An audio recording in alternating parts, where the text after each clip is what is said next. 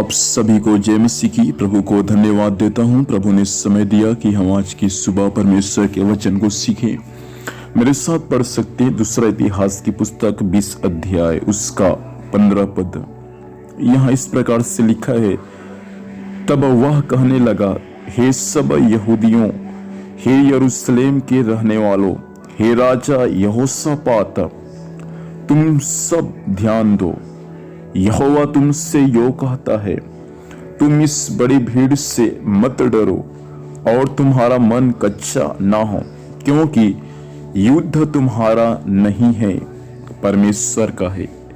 युद्ध तुम्हारा नहीं है, परमेश्वर का है। प्रभु इस वचन के माध्यम से हम सभी को आशीष दे। जिस युद्ध का आप लड़ाई कर रहे हैं वो युद्ध आपका नहीं है, युद्ध परमेश्वर का है। और परमेश्वर कहता है कि उस युद्ध में 17 पद में कहता है कि उस युद्ध में, उस लड़ाई में तुमको लड़ना नहीं पड़ेगा, क्योंकि उस लड़ाई को मैं लड़ूंगा। हमारे देश में जब सैनिक लोग दूसरे देश के साथ जब युद्ध होता है तो जो सैनिक लोग हैं वे अपने लिए युद्ध नहीं करते। युद्ध उनका नहीं है, युद्ध देश का है।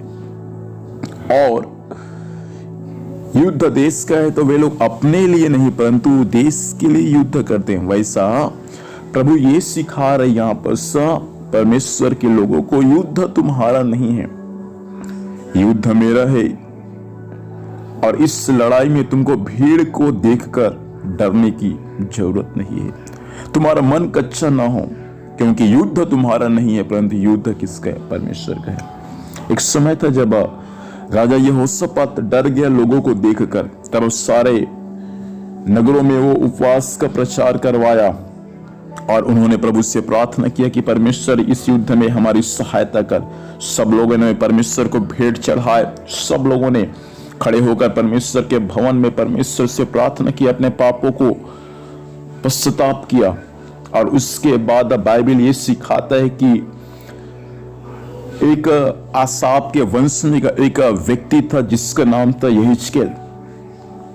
और यहिजकेल नामक जो व्यक्ति था उस पर परमेश्वर का आत्मा समाया, परमेश्वर का आत्मा उस पर उतरा। उसके बाद उन्होंने राजा यहोशापात के सम्मुख ऐसा नबूवत किया कि हे सब यहूदियों, हे यरूशलेम के रहने वालों, हे राजा यहोशापात, तुम सब ध्यान दो। देखिए यहां पर यहिजकेल सारे यहूदियों से बात करता है, सारे यरूशलेम में रहने वाले लोगों से बात करता है, यहां तक कि राजा यहोशापात से बात करता है और कहता है तुम सब ध्यान दो, क्योंकि परमेश्वर कहता है इस भीड़ को देखकर मत डरो, तुम्हारा मन कच्चा ना हो, क्योंकि युद्ध तुम्हारा नहीं है, युद्ध परमेश्वर का है। समस्या, सताओ, विरोध को देखकर मेरे प्रिय भाई और बहन ना डरे, क्योंकि युद्ध आपका नहीं है, युद्ध परमेश्वर का है।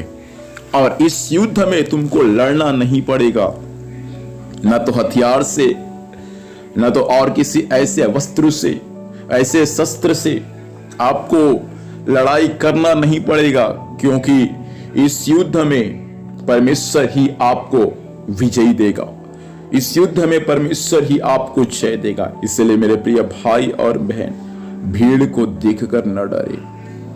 हो सकता है गांव में अकेला विश्वास में होंगे, अपने परिवार में अकेला विश्वास में होंगे, डरते होंगे कैसा होगा, क्या होगा। चिंता ना करें, ना डरे, प्रभु साथ है और वो परमेश्वर जरूर आपको विजय देगा। आइए प्रार्थना करेंगे। खुदा बाप धन्यवाद देते हैं। पिता परमेश्वर, डर और भय यहोशा के समान लोगों के जीवन में होगा प्रभु, जो युद्ध के लिए डरते होंगे प्रभु। लेकिन आज की सुबह पिता वो सब लोग ध्यान दे, युद्ध उनका नहीं है, युद्ध परमेश्वर का है प्रभु। और हर एक युद्ध में राजा आप हमको विजयी देते हैं राजा, इसलिए हम आपको धन्यवाद देते हैं। ये वचन प्रभु सबके लिए जो सताओं से गुजर रहे हैं उनके लिए हिम्मत और हिवाव और आशीष का कारण बनने में सहायता करना। आज दिन भर संभालना, स्वर्गीय सुरक्षा देना, जहां भी जाते हैं जाने आने में सहायता करना, हर काम सफल करना। धन्यवाद, ऐसा ही कर दिया, यीशु के नाम से मांगते हैं, आमीन। प्रभु हम सभी को आशीष दे, सभी को जय मसीह। Praise the Lord.